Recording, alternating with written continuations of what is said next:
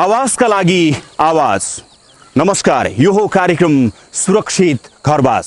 दर्शकहरू, सरकारले पुनर्निर्माणमा सहयोग पुगोस् भनेर विभिन्न तालिमहरू सञ्चालन गरेको छ। दक्ष डकर्मी उत्पादनका लागि भन्दै 9 दिने र 50 दिने तालिमहरू सञ्चालन भइरहेका छन्। आज हामी यही 9 दिने र 50 दिने तालिमका बारेमा तपाईहरूलाई सूक्ष्म रूपमा जानकारी गराउनेछौँ। सुरुमा हेरौँ 9 दिने तालिमबाट दक्ष डकर्मी कसरी उत्पादन हुन्छन्, यो रिपोर्ट। यतिखेर म सिन्धुली जिल्लाको कमलामाई नगरपालिका वडा नम्बर 7 माझीटारमा छु र यहाँ भूकम्प प्रतिरोधी घर निर्माण सम्बन्धी 9 दिने तालिम भइरहेको छ र यहाँ डकर्मीहरूले के सिकिरहेका छन्, सिकेको कुरा कसरी व्यवहारमा उतार्छन् लगायतका विषयमा कुराकानी गर्न म जाँदैछु।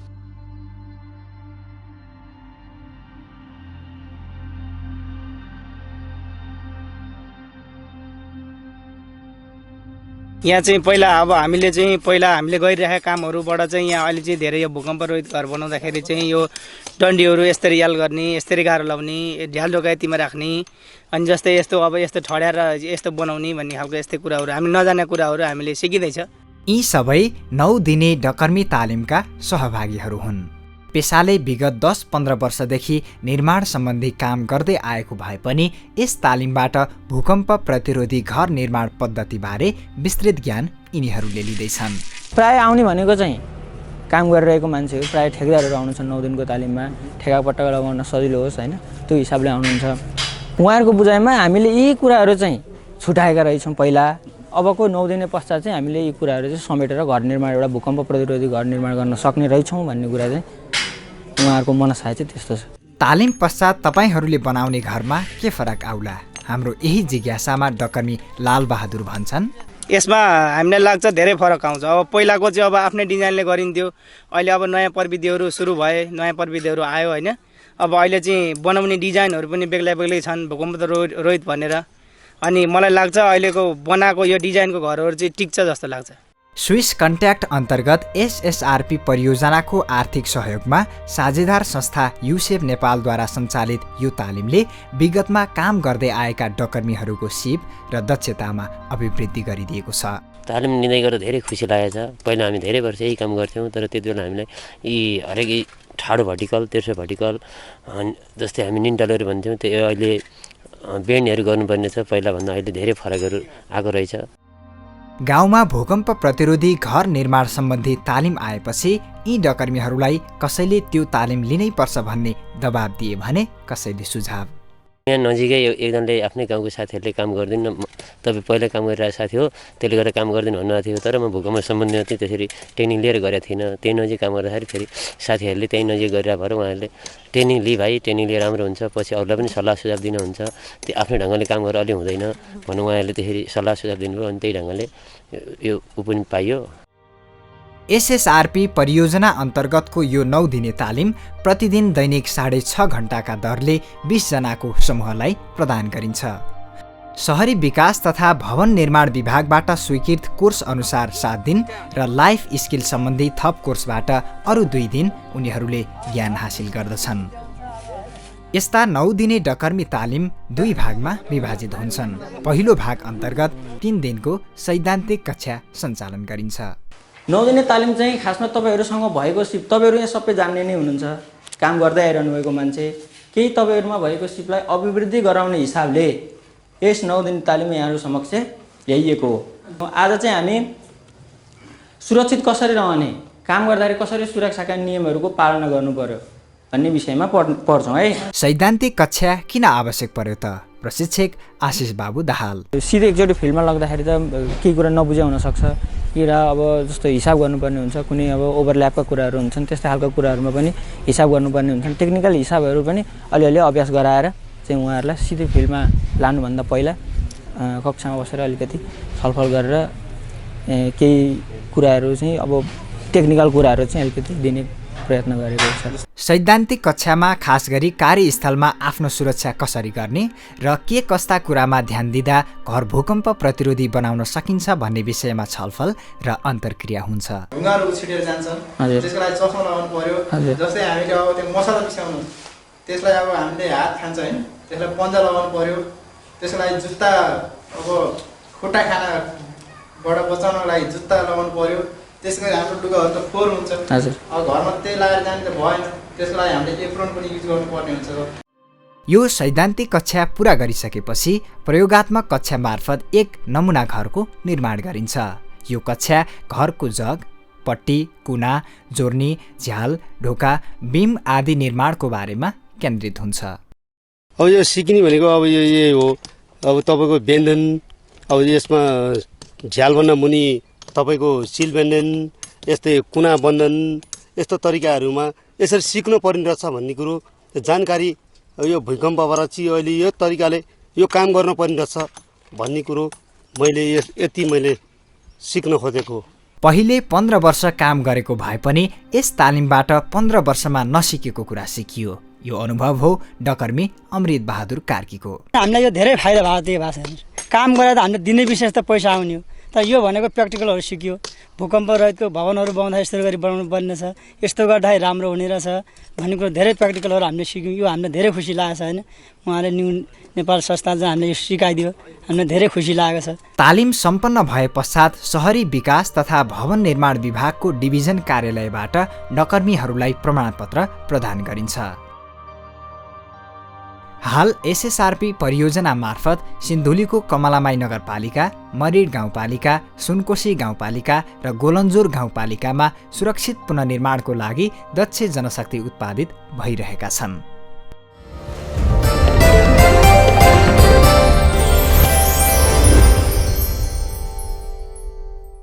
सरकारले पुनर्निर्माणमा गरेको सहयोग र दक्ष डकर्मी उत्पादनका लागि विभिन्न सङ्घ संस्थाले दिएको तालिम प्रशंसनीय रहेको छ। 9 दिने तालिमका क्रममा सिकेका डकर्मीहरू के दक्ष डकर्मी निस्किएलान्? 9 दिने तालिममा कस्ता खालका डकर्मी निस्किएलान् र यिनीहरूले कस्तो काम गर्लान्? आज हामी 9 दिने तालिममा सहभागी डकर्मीहरूलाई सोधेका छौँ, यो तालिमबाट तपाईँले के सिक्नुभयो? सुनौ आजका घरका कुरामा उनै डकर्मीहरूको आवाज।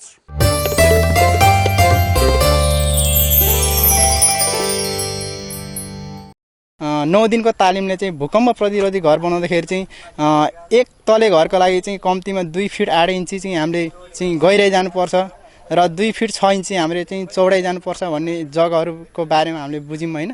यसमा हामीले अब यो ब्यान्डहरू कस्नेको बारेमा सिक्यो होइन। कुर्सी ब्यान्ड, अनि इन्टरमिडिएट ब्यान्ड, अनि छत बनाउन ब्यान्ड, रुप ब्यान्ड सिक्यो। हामीले यहाँ चाहिँ जुन तालिम लिएको अनुसार ब्यान्ड, अङ्ग्रेजीमा ब्यान्ड, नेपालीमा बन्धन, 5 वटा बन्धनहरू बारेमा थाहा पाइयो। योभन्दा अगाडि चाहिँ 3 वटा ब्यान्डहरू मात्रै थाहा थियो भने अहिले थप 2 वटा आयो। धेरै राम्रो तालिम हामीले पाएको छौँ। यसले भूकम्प रहित, हाम्रो बाबुबाजेहरूले चाहिँ भूकम्प रहित घर बनाएकै थिएनन्, हामीलाई थाहा पनि थिएन र अहिलेका पहिला यो भूकम्प आउनुभन्दा अगाडिका ठेकदारहरूलाई नि यो भूकम्प रहित भनेको घर बनाउने कसरी हो भन्ने ज्ञानै थिएन। यस्तो मिस्त्री काम गरेँ मसँग 7-8 वर्ष अनुभव छ। तर पहिला कस्तो हुन्थ्यो भने हामी चाहिँ आफ्नै तरिकाले काम गरिन्थ्यो क्या। हामीलाई यो सम्बन्धी ज्ञान थिएन कि यो तरिकाले यसरी गर्नुपर्छ, हामीले यो यस्तो गर्नुपर्छ भन्ने थिएन। हामी गर्न त गर्थ्यौँ, हामी मिस्त्री त हो तर दक्ष तथा अनुभवी मिस्त्रीहरू थिएनौँ। यो प्र्याक्टिकल फेब्रिकलले हामीलाई धेरै कुराहरूको ज्ञान दिइरहेको छ। कुर्ची बन्धन भन्दो रहेछ त्यो एउटा थाहा पाइयो। अनि झ्याल माथिकोलाई सिल ब्यान्ड भन्दो रहेछ त्यो एउटा सिक्यो। अनि त्यो माझाकोलाई कुना बन्धन भन्दो रहेछ, झ्याल माझाकोलाई त्यो एउटा थाहा पाइयो। अनि त्योभन्दा माथि झ्याल माथिकोलाई ल्यान्डिन ढलान भन्दो रहेछ त्यो एउटा थाहा पाइयो। अनि त्योभन्दा माथि एकदम लास्टकोलाई त्यसलाई हामी चोटक बन्धन भन्ने एउटा थाहा पाइयो। त्यो कुराहरू यस्तो कुराहरू हामीले सिकेका छौँ सर अहिलेसम्म। हामीले इँटा 1 नम्बर मात्र राखिदिउँ, इँटाको वाला आउँछ नि इँटा 1 नम्बर मात्र राखिदिउँ, त्यो 2 नम्बरको हामी नराखौँ भन्ने यस्तो सल्लाह र सुझाव हामीले दिँदै जानु पर्यो। र हामीले बालु हाल्दाखेरि अब पाँगो बालुमा नबनाइदिउँ होइन हजुर। अब त्यो पाँगो बालुमा बनाउँदाखेरि क्यारेक हुनु सक्दो रहेछ।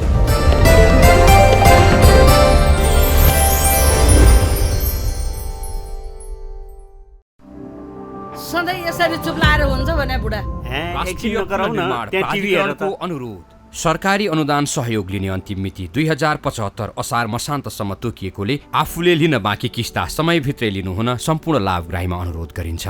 ओ 75 असार मसान्तसम्म लिइसक्नुपर्छ अरे। हो रे छ त।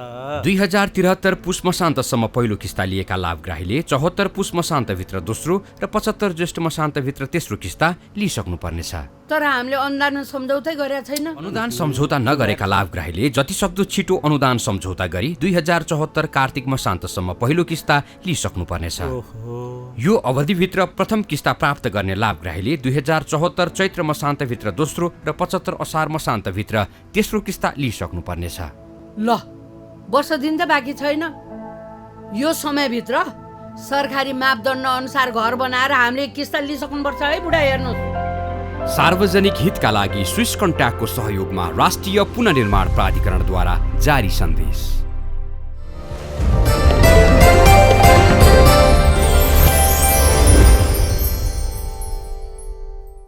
दर्शकवृन्द, तपाईँ कार्यक्रम सुरक्षित घरवास हेर्दै हुनुहुन्छ। यसअघि हामी तपाईँलाई 9 दिने डकर्मी तालिमका बारेमा विस्तृत जानकारी गरायौँ। यति बेला म 50 दिने डकर्मी तालिम भइरहेको स्थानमा आइपुगेको छु। 50 दिने डकर्मी तालिमबाट कसरी दक्ष डकर्मी उत्पादन हुन्छन्, यसको महत्त्व के छ, यसबारेको रिपोर्ट हेर्नुहोस्। सिन्धुली जिल्लाको कमलामाई नगरपालिका वडा नम्बर 6 पानी ट्याङ्कीमा निर्माण सम्पन्न हुनै लागेको यो घर टिकाजङ श्रेष्ठको हो। स्विस कन्ट्याक्टको एसएसआरपी परियोजनाको आर्थिक सहयोगमा युसेफ नेपालले सञ्चालन गरेको 50 दिने डकर्मी तालिमबाट यो घर बन्दैछ। साथमा प्राविधिक र सहभागीहरूमध्ये आफ्नै श्रीमती समेत भएकाले घर भूकम्प प्रतिरोधी बन्नेमा टिकाजङ ढुक्क छन्। प्राविधिक सरहरू सँगै बस्नु भएको छ, त्यसरी ढुक्कै छ। म पनि उता स्कुलतिर जान्छु, यहाँ प्राविधिक सरहरू बस्नु भएको कारण ढुक्कै छ, आएर हेर्छु घरिघरि। म पनि हिजो आएको यहाँ, ठिकै छ। सरहरू बसेर बनाउनु भएको छ, बिग्रिनु दिनु भएको छैन, बलिए जस्तो लागेको छ। श्रीमती बिमला श्रेष्ठ खाली थिइन्। घर बनाउनै थियो, गाउँमा तालिम आयो। तालिमका लागि उनैको घर छनौट भयो। बिमलाले पनि 50 दिने तालिम पाइन्।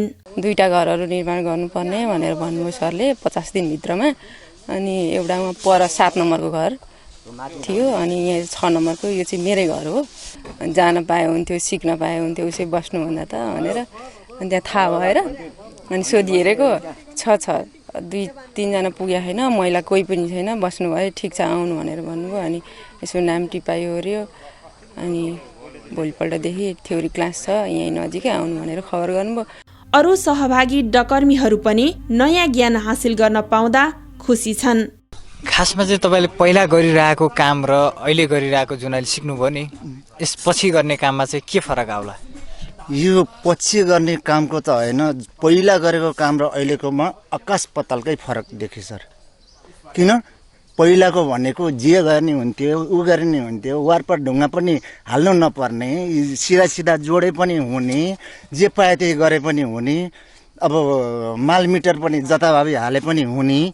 अहिलेको एकदम रेसियोमा हाल्नुपर्ने रहेछ र त्यो किसिमले हामीले भवन निर्माण गऱ्यौँ भने हामी सुरक्षितसँग चाहिँ बस्न सकिन्छ जस्तो चाहिँ अनुभव एकदम भयो। यहाँ आएर तपाईँलाई के फाइदा छ? यहाँ आएर चाहिँ त्यही हो, अब यो टेक्निकल सम्बन्धी कुराहरू, अब कसरी चाहिँ एउटा सुरक्षित घर निर्माण गर्ने अनि त्यो सम्बन्धी चाहिँ सिक्न चाहिँ एउटा फाइदाको कुरा हो। त्यसले चाहिँ आफू स्वयंलाई एउटा दक्ष पनि बनाउने, अनि त्यहाँबाट त्यसलाई चाहिँ अब तालिम सिकेर चाहिँ अरू ठाउँमा पनि अरूहरूलाई पनि सिकाउँदाखेरि चाहिँ अलि राम्रो हुन्छ।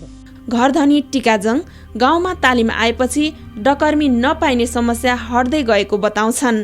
यसरी संस्थाहरूले तालिमबाट जनशक्ति उत्पादन नगरे भए मिस्त्री नपाइने समस्या हुन्थ्यो, घर बनाउनु अझ ढिलो हुन्थ्यो। अब अहिले चाहिँ जे भए पनि डकर्मीहरू धेरै पाइएको छ। यो 50 दिने डकर्मी तालिम चाहिँ पहिले डकर्मी काम नगरेका अर्थात् सिकारु डकर्मीहरूका लागि हो। सिपै नसिकेको मान्छेहरूलाई पनि हामीले समावेश गरेर चाहिँ पछि लामो समयसम्म उनीहरूले चाहिँ बिस्तारै गर्दै गर्दै गयो भने चाहिँ उनीहरूले चाहिँ बिस्तारै सिक्दै जाओस् भन्ने उद्देश्यले चाहिँ हामीले चाहिँ त्यसमा चाहिँ अनि चाहिँ जुन 9 दिने डकर्मीमा चाहिँ कि शिक्षित अथवा काम गरेको मान्छेलाई समावेश गर्थ्यौँ भने यसमा समावेश काम नगरेको मान्छेहरूलाई पनि समावेश गरेर चाहिँ हामीले चाहिँ तालिम सिकाउने काम गर्छौँ। प्राविधिक शिक्षा तथा व्यावसायिक तालिम परिषद CTEVT-द्वारा स्वीकृत पाठ्यक्रम अनुसार 50 दिने डकर्मी तालिम सञ्चालन हुन्छ। यस्तो तालिमबाट SSRP परियोजनाले 600 जना दक्ष डकर्मी उत्पादन गर्ने लक्ष्य लिएकोमा हालसम्म 500 बढी दक्ष डकर्मीहरू उत्पादित भइसकेका छन्। 9 दिने डकर्मी तालिम जस्तै यो पनि दैनिक 6.5 घण्टाका दरले सञ्चालन हुन्छ। तर यो 50 दिनसम्म चल्छ। 6 दिनको सैद्धान्तिक कक्षाका लागि 20 जना बराबरको तालिम समूह हुन्छ भने त्यसपछि 10-10 जनाको समूह बनाई प्रयोगात्मक कक्षा सञ्चालन गरिन्छ। प्रत्येक समूहमा 1 जना प्रशिक्षक पनि रहन्छन्। सेफ्टी हुनु पर्यो, किन भन्दाखेरि चाहिँ काम गर्ने स्थलमा आफै सुरक्षित होस् अथवा चाहिँ चोटपटक नलागोस् भन्ने उद्देश्यले चाहिँ हामीले सेफ्टी हुनु पर्यो होइन। एप्रोनहरू लगाउनु पर्यो, हेलमेटहरू लगाउनु पर्यो, बुटहरू लगाउनु पर्यो होइन। त्यो कुराहरूमा चाहिँ हामीले चाहिँ के हुनु पर्यो, सेफ्टी हुनु पर्यो अथवा चाहिँ दुर्घटना हुनुबाट बचाउनको लागि चाहिँ हामीले चाहिँ सेफ्टी हुनु पर्यो होइन। त्यति कुरा भइसकेपछि अब हामी चाहिँ साइडमा जान्छौँ। साइड भइसकेपछि अब हामीले चाहिँ निर्माण स्थलको छनौट गर्छौँ अथवा घर बनाउने ठाउँ राम्रो छ कि छैन भनेर चाहिँ हामी के गर्छौँ, साइट सिलेक्सन गर्छौँ के सम्म मिलेको होइन। अब चाहिँ पहिरो नआउने होइन, पहिरो नआउने माथिबाट ढुङ्गा नखस्ने अनि चाहिँ नपुरिएको ठाउँ होइन अथवा अरू 20 डिग्रीभन्दा भिरालो हुनु भएन, 20 डिग्रीभन्दा बढी भिरालो भएको जमिन हुनु भएन। जुन हाम्रो चाहिँ माटोको आकार हुन्छ त्यो अनुसार हामीले चाहिँ त्यसको फाउन्डेसन खन्नुपर्ने अवस्था हुन्छ। लेआउट गर्छौँ होइन। जुन हाम्रो चाहिँ लेआउट गर्ने विधि कति छ, 2 वटा होइन। एउटा चाहिँ बटम विधि, एउटा 2, 3, 4, 5 होइन। त्यो विधिबाट चाहिँ हामी चाहिँ लेआउट गर्नेछौँ है। त्यो लेआउट गरिसकेपछि के गर्छौँ, जग खन्ने गर्छौँ। कति खन्ने छौँ हामीले टोटल जग? 3 फिट गहिराइ, 3 फिट 3 चौडाइ। एक तले घरको लागि अथवा चाहिँ एउटा 2टा कोठाको लागि जुन हामीले चाहिँ जो एउटा घर बनेको छ त्यो घरको लागि 3 फुट गहिराइ, 3 फुट चौडाइ चाहिँ हामीले चाहिँ घर निर्माण गरेको अथवा त्यसको चाहिँ जग खनेका थियौँ होइन। जग खनिसकेपछि हामीले चाहिँ सोलिङ गरेका थियौँ हो, लेभल मिलाएका थियौँ, धुर्मुस लगाएका थियौँ होइन। अनि चाहिँ सोलिङ कति इन्च गरेका थियौँ हामीले? 4 इन्च गरेका थियौँ होइन। निम्नतम 3 इन्चदेखि 4 इन्च भनेको थियो होइन। पिसिसी भनेको चाहिँ प्लान, सिमेन्ट, कङ्क्रिट, बालुवा, गिट्टी र सिमेन्ट मिक्सलाई जुन हामी चाहिँ पिसिसी भन्छौँ त्यो चाहिँ हामीले चाहिँ गरेका थियौँ हो। त्यो पिसिसी गरिसक्यो त्यो माथि हामीले के गरेका थियौँ, 4वटा रडहरू राखेर होइन जुन हामीले चाहिँ रिङहरू चाहिँ बनाएर चाहिँ हामीले त्यसमा चाहिँ आरसिसी गरेका थियौँ है। आरसिसी गरिसकेपछि हामीले फर्स्ट त्यसमाथि के गरेका थियौँ, ढुङ्गाको वाल, मेसिनरी वाल लगाएका थियौँ। मेसिनरी वाल लगाइसकेपछि first footing, third footing, second footing, third footing गरेर चाहिँ 4वटा हामीले स्टेपहरू काटेका थियौँ। स्टेप माथि आइसकेपछि हाम्रो के आउँछ, जमिनको लेभल आउँछ। जमिनको लेभलभन्दा माथि कति हो, कुर्सी सतह भन्छ। जुन कुर्सी सतह जमिनको लेभलदेखि माथि कति हुनुपर्छ भनेको थियो, 1 फिट हुनुपर्छ होइन। जुन जमिनको लेभलबाट कुर्सी सतह 1 फिट माथि हुनुपर्छ र जुन कुर्सी सतहमा कतिवटा रडहरू हाल्नुपर्छ त, 4वटा होइन। 4वटा हाल्नुपर्छ है। 4वटा हालिसकेपछि त्यसमा कति इन्चको ढलान हुनुपर्छ, 3/6को चाहिँ हामीले रिङ बनाएर चाहिँ 6 इन्चको हामीले ढलान गरेका थियौँ हो। त्यही भइसकेपछि जुन हाम्रो चाहिँ कुर्सी सतहमा पुग्छौँ हो, कुर्सी सतहसम्म पुगिसकेपछि हामीले चाहिँ जुन हामीले तपाईँ देख्नुहुन्छ जुन कुन वाल लगाएको छौँ हामीले चाहिँ जुन स्ट्रेचर बोन होइन, हेडर बोन, इङ्ग्लिस बोन भनेर चाहिँ हामीले जुन पढिरहेको छौँ त्योमा जुन हामीले चाहिँ गरेको कुन ब्यान्ड हो, के अरे चाहिँ कुन गाह्रो हो, इङ्ग्लिस बोन है। इङ्ग्लिस बोन, फ्लेमिस बोन पनि गरेका थियौँ अर्को घर बनाउँदाखेरि होइन। त्यो अनुसार चाहिँ जुन कति फुटको अन्तरालमा चाहिँ हामीले चाहिँ ब्यान्ड गर्नुपर्छ भनेका थियौँ, 2 फुटको अन्तरालमा हामीले चाहिँ ब्यान्ड गर्नुपर्छ होइन। यदि 2 फुटभन्दा बढी चाहिँ गाह्रो अथवा चाहिँ 3 फुटमा गाह्रो छ भने बिचमा के गर्नुपर्छ, स्टेज ब्यान्ड गर्नुपर्छ है। जुन भित्री कुनादेखि पर कति, 2 फुट होइन। यदि हामी चाहिँ जुन कुर्सी सतहमा भइसकेपछि हामीले चाहिँ जुन ढोका राख्छौँ अथवा चाहिँ सुरहरूदेखि जुन पर चाहिँ 2 फुट चाहिँ पर चाहिँ झ्याल ढोका राखेर चाहिँ निर्माण गर्नुपर्छ भनेको थियो होइन। अझ चाहिँ गाह्रो त लगाउँछौँ होइन। गाह्रोको जो थिकनेस अथवा चाहिँ मसला कति राख्ने है, त्यो कति राख्ने भनेको थियो, 10 देखि 12 एमएमको बिचमा चाहिँ त्यो मसलाको थिकनेस चाहिँ मोटाइ राख्नुपर्छ भनेर चाहिँ गरेका थियौँ है। त्यो भइसकेपछि 2 फुटको अन्तरालमा चाहिँ जुन हामी चाहिँ कुर्सी सतह हुन्छ, कुर्सी सतह भइसकेपछि 2 फुटमा चाहिँ हाम्रो के हुन्छ, सिलब्यान्ड हुन्छ। सिलब्यान्ड हुन्छ 2 फुटमाथि के हुन्छ, इन्टरमिडिएट ब्यान्ड हुन्छ। 2 फुटमाथि के हुन्छ, लिन्टल ब्यान्ड हुन्छ होइन। अहिले हामी जुन कुन ब्यान्डमा पुगिरहेको छौँ, लिन्टल ब्यान्ड पुगिरहेको छौँ। त्योभन्दा माथि फेरि 2 फुट गाह्रो लगाएर चाहिँ हामी चाहिँ रुफ फ्लोर ब्यान्डमा चाहिँ पुग्ने गर्दछौँ है। त्यो अनुसार हामीले चाहिँ घर निर्माण गर्ने गर्दछौँ। अनि चाहिँ एउटा कुरो चाहिँ जुन हाम्रो चाहिँ यो बन्धन किन आवश्यक छ त, बन्धन नराख्दा नि हुन्थ्यो नि। बन्धन राख्नको मुख्य उद्देश्य के हो त, घरलाई एक ढिक्का बनाउने। जुन हामी चाहिँ सबलीकरण भनेको के हो, यो कुराहरूमा चाहिँ हामीले चाहिँ ध्यान केन्द्रित हुनुपर्छ है। सबलीकरण भनेको चाहिँ जुन भूकम्पको धक्काले होइन घरमा पर्न जाने अवसरलाई न्यूनीकरण गर्नका लागि अथवा घरको सुर अथवा चाहिँ कुनाहरू भाँसिन अथवा नभाँसिन दिनको लागि एउटा राखिएको स्ट्रक्चर अथवा संरचनालाई के भनिन्छ सबलीकरण भनिन्छ। सबलीकरणलाई कति भागमा विभाजन गरिएको छ 2 भागमा विभाजन गरिएको छ है। जुन ठाडो सबलीकरण एउटा तेर्सो सबलीकरण है। ठाडो सबलीकरण भनेको चाहिँ जुन हाम्रो चाहिँ भर्टिकल रडहरू जति भर्टिकल रडहरूमा गएका छन् अथवा चाहिँ सुरमा गएको रड अथवा चाहिँ पार्टिसनमा जुन हाम्रो चाहिँ रड भर्टिकल ठाडो रडलाई भनिन्छ जुन ठाडो सबलीकरण भनिन्छ भने जुन तेर्सो सबलीकरण भनेको चाहिँ जुन हामी ब्यान्डहरूमा प्रयोग भएका रडहरू छन् त्यसलाई के भनिन्छ तेर्सो सबलीकरण भनिन्छ है। प्रत्येक स्टेपमा कति फुटको अन्तरालमा हामीले चाहिँ ब्यान्ड गर्नुपर्छ भनेको छ 2 फुटको अन्तरालमा चाहिँ हामीले चाहिँ ब्यान्ड गर्नुपर्छ। यदि 2 फुटभन्दा बढी गाह्रो गएको छ भने बिचमा के गर्नुपर्छ स्टेज ब्यान्ड गर्नुपर्छ होइन। त्यो भनेर चाहिँ हामीले चाहिँ घर निर्माण गरेका छौँ। 10 जनाको समूहले 50 दिनको अवधिमा प्रयोगात्मक अभ्याससँगै एउटा घर तयार गर्दछन्। सो घर राष्ट्रिय पुनर्निर्माण प्राधिकरणको स्वीकृत डिजाइन र राष्ट्रिय भवन संहिता अनुसार बनाइने हुनाले भूकम्प प्रतिरोधी नहुनेमा शङ्कै छैन। घरलाई एक ढिक्का बनाउने हो नि त। एक ढिक्का कसरी बनाउने त जुन होरिजन्टलदेखि लिएर भर्टिकल रडहरू कसरी प्रयोगमा ल्याउने त भन्ने विषयहरूको बारेमा हामी समग्र रूपमा चाहिँ त्यही कुराहरूलाई चाहिँ जुन हामी प्र्याक्टिकलमा गर्छौँ हामी थ्योरीमा गर्थ्यौँ भने ती कुराहरूलाई लिएर चाहिँ हामी चाहिँ प्र्याक्टिकलमा हामी समावेश गर्छौँ। घरको छनौट गर्दा एकल महिला र न्यून आर्थिक स्तर भएका परिवारलाई प्राथमिकता दिइन्छ। भूकम्प पछिको पुनर्निर्माणमा देखिएको दक्ष प्राविधिकको अभावलाई परिपूर्ति गर्न यो तालिम निकै प्रभावकारी बन्ने देखिन्छ।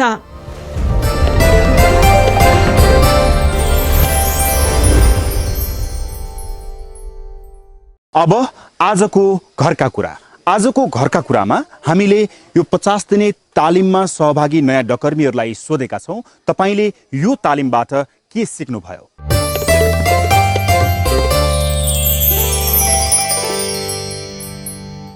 जुन यो 50 दिने तालिमभित्र धेरै कुराहरू जान्ने हो र यो अब हामीले गरिरहेको पनि छौँ। जस्तो गरी तरिकाले बनाउनु पर्ने हो र हामीले यो 2 कोठे भवनको चाहिँ सम्पूर्ण कुरा हामीले जानिसक्यौँ। जुन जग 3 फिटको चौडाइ 3 फिटको गहिराइ हुन्छ त्यसमा चाहिँ हामीले सोलिङ गर्छौँ। त्यहाँबाट चाहिँ आरसिसी गर्दै जान्छौँ।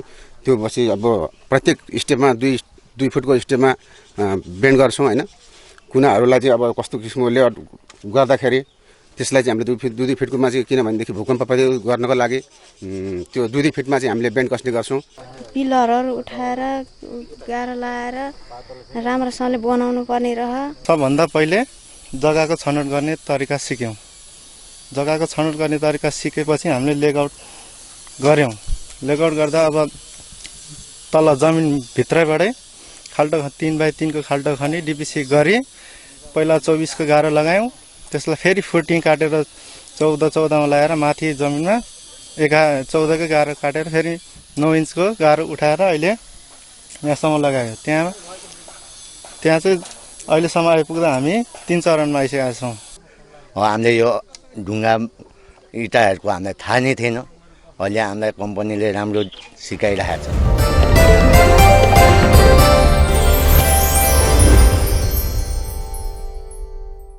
9 दिने र 50 दिने तालिमबाट गाउँमा दक्ष डकर्मीहरू उत्पादन भइरहेका छन्।